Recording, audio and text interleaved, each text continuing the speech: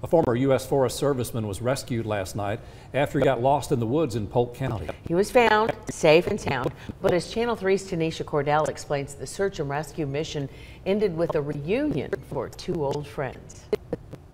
Richard Taylor has worked in the search and rescue business for 40 years, but last night was the first time he says he has ever rescued a close friend. He says at first he did not think the search would end well.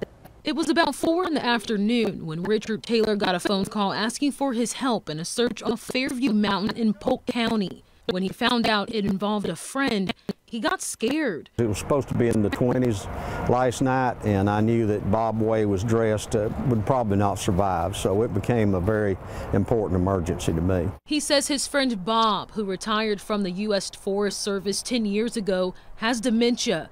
He had been missing for an hour. He was taking a daily walk that he usually takes. It was a real pretty day, and he just took a wrong turn and went off down by an old cabin and then out in the woods. 4 agencies helped find Bob, including Taylor, who had his search dogs Jake and Son by his side. The two were able to get a whiff of a jacket Bob left behind and began tracking him. Bob had wandered around some in the area. We was calling out for him the whole time we were working, and he never responded back to us, and so we were beginning to wonder, you know, if we were on the right track. About 30 minutes later, Jake and Son found a shoe.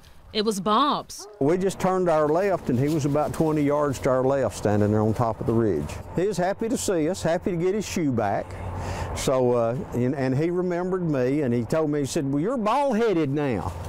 So we had a good time with him, and then we walked him on out. He wasn't hurt, wasn't injured at all. And it was kind of like a miracle, you know, it just really was kind of like a miracle. We're told Bob is doing just fine at home with his family. Taylor and search crews are encouraging anyone with family members who have dementia or Alzheimer's to watch them carefully and maybe even consider finding ways to track them. In the studio, Tanisha Cordell, Channel 3 Eyewitness News.